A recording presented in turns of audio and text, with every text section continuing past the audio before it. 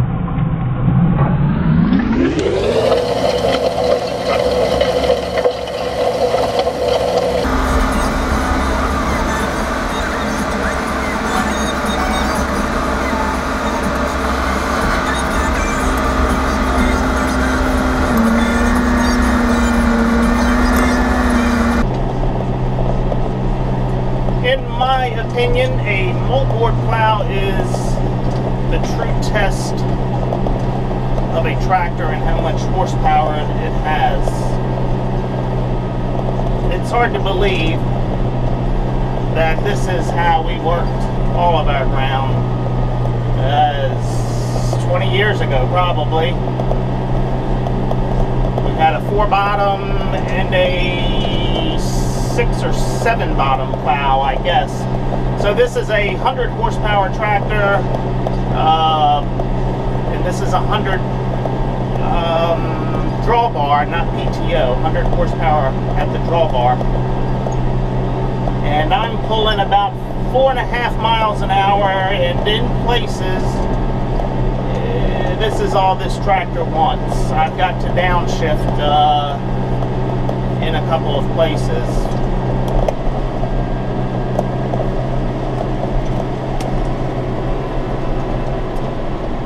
And I do notice my coolant temperature is getting close to red line.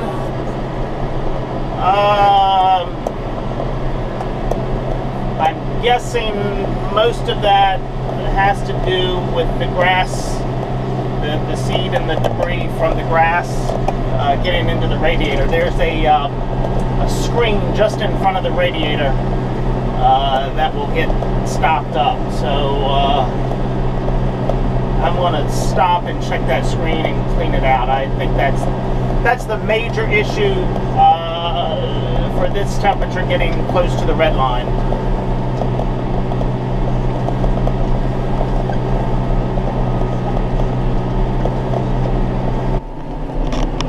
Okay, there you see there, coolant temperature, very close to red line.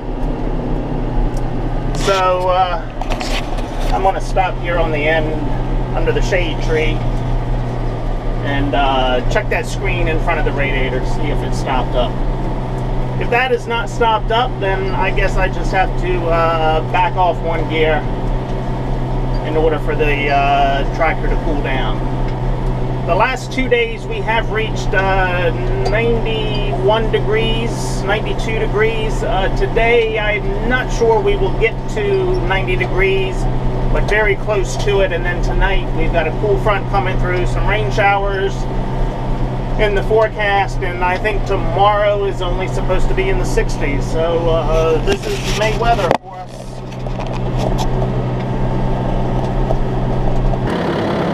So yes, here is part of the problem. Right here on the screen of the hood, you can see all of the grass seed here building up on there, but there's still plenty of open stuff here. So I'm sure some of this stuff has gotten through this screen, has stopped up the radiator. So we're going to pop the hood and check that out.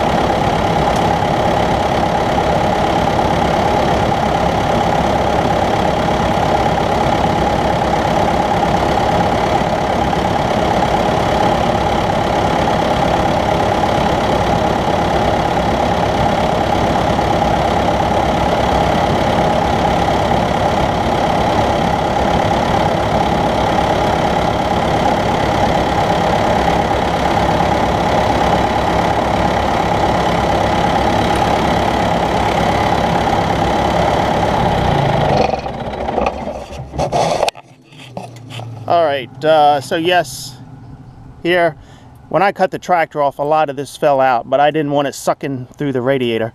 But you can see this screen here is pretty well stopped up.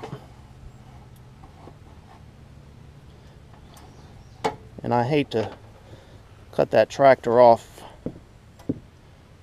when it's hot like this, but that's what we got to do.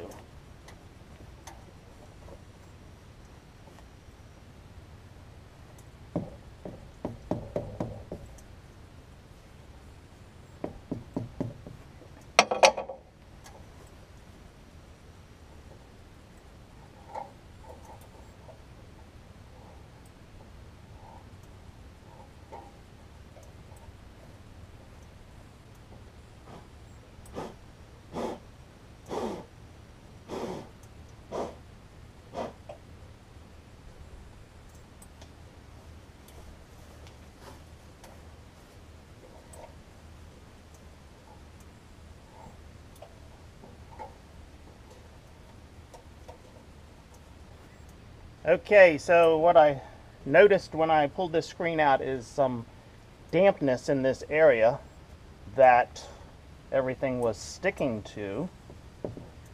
And lo and behold, I found the problem. So over here on this side, you can see all this dampness here. This is actually fuel. This is a fuel line running up here, going into a cooler. I'm not quite sure why they have to do that on these smaller tractors, but anyhow, that's what it's doing. My guess is this fuel line somewhere has gone bad, and it is leaking, which explains the issue I've been having when this tractor sits overnight. When I get in it in the morning, start it up, it runs for 4 seconds, 5 seconds, cuts right off. Restart it, it goes ahead and runs. So it was telling me it was getting air in the line somewhere. Well, this is the issue right here. This line, one of these lines, I'm not sure which one, is leaking. Now, about a month ago, I already replaced, I think it was this line right here. No, this line, because it had cracked and was dripping just a hair. And I am going to have to replace this line, and you see that crack there. And here's the lines going up to the fuel, the cooler. So anyhow, this just proves my point earlier, the video I made last year concerning the quality of John Deere. This tractor's only about 4 years old, a little less than 4 years old. That should not happen. That is pitiful, that those lines are cracking already. Less than 1,000 hours on the tractor. And I'm already having to replace them. So I'm not so sure about this German engineering crap.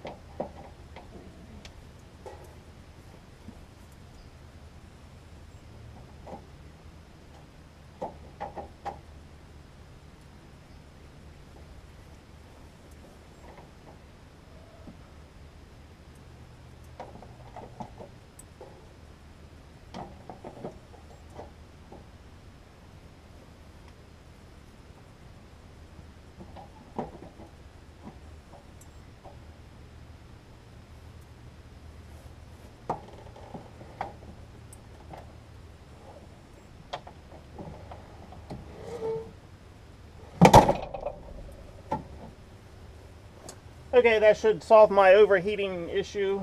Damn it, now I've got fuel on my hands. I hate that, because then it gets all over the steering wheel and then you're fighting fuel smell for weeks. The fuel line, it's not a high pressure line, so I can get through today, but I will be replacing it. It's just aggravating. That should not happen. Okay, stay tuned for more.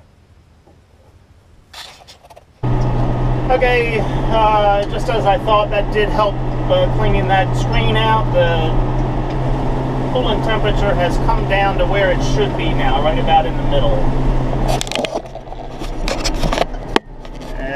There you go.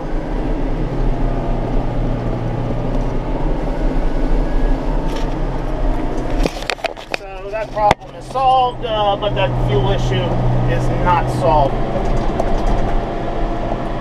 That just aggravates the hell out of me. I expect more from John Deere.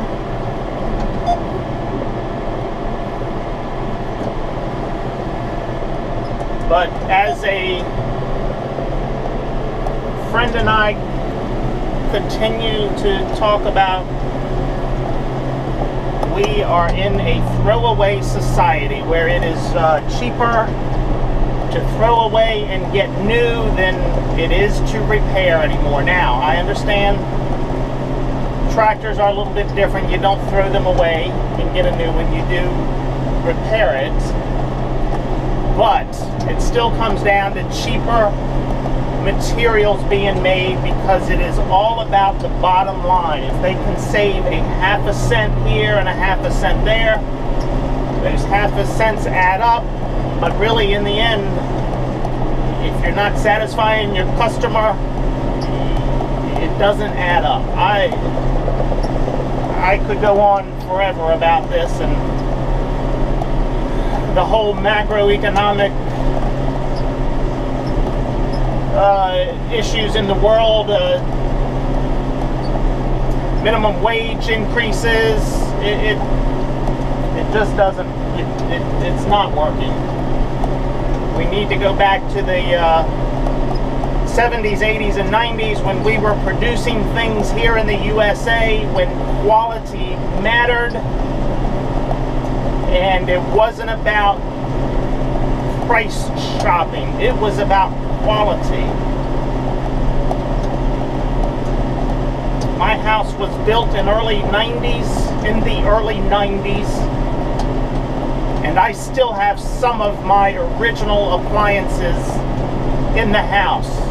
Air conditioning, I just replaced the furnace, but the outside air conditioning unit, all of the kitchen appliances except for the dishwasher are original.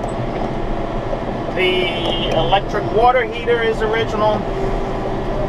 But I think it was soon after that, in the late 90s, early turn of the century, that our quality started going down, and we became a world run by Walmart, where it was all about price. I've said this many times.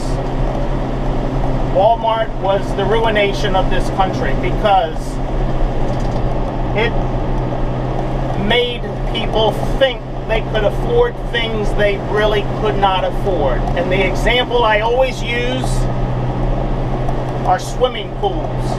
Back in the day when I was growing up, if we got a small 6 or 7 foot diameter pool that you blew up, held about 8 or 12 inches of water, we thought we really had something. Now you can go to Walmart and buy a $300 pool that's 3 or 4 feet deep, 15 feet in diameter, and people think they can afford that because it's only $300. You can't afford it because the chemicals that you're going to have to use to put in it, the permitting process in some localities where you've got to have a permit and a fence around it and a decking and whatever else, the electricity to run that pump all the time. In the end, people can't afford those things. But Walmart has made us think we can afford it. And so what do you do at the end of the season when this pool is ready to be taken down, you don't want it in the backyard? We throw it away. We use it for one season and throw it away. Unlike the days where my wife had an uncle with an above ground pool. One of those nice metal wall pools, I guess you call it, with a liner inside. We probably paid $1,000 to $2,000 for it 25 or 30 years ago. And up until just a couple years ago, 2 or 3 years ago, that pool was still in use. He finally got too old to take care of it, and so they sold it. But that's the stuff I'm talking about. That was a quality product where you spent more money for it and it lasted 20 to 30 years. And it was not a throwaway item. Anyhow, that's enough of my rant for today. I'm going to continue plowing. We're going to get the disc over here and disc it up. I think I'm going to wait for the rain this weekend, and we'll plant it next week. I do have corn to replant. What we planted 2 days after, we got 1.5 inches of rain, and then a couple days after that we had 4.5 inches of rain on this heavy ground. It just couldn't take it, so the corn did not come up. So I've probably got 20 to 30 acres to replant. I have called my crop insurance agent to submit that claim. So we'll get that replanted next week as well.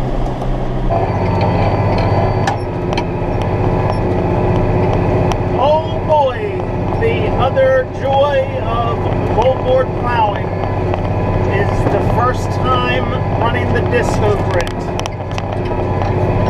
It is just rough as hell.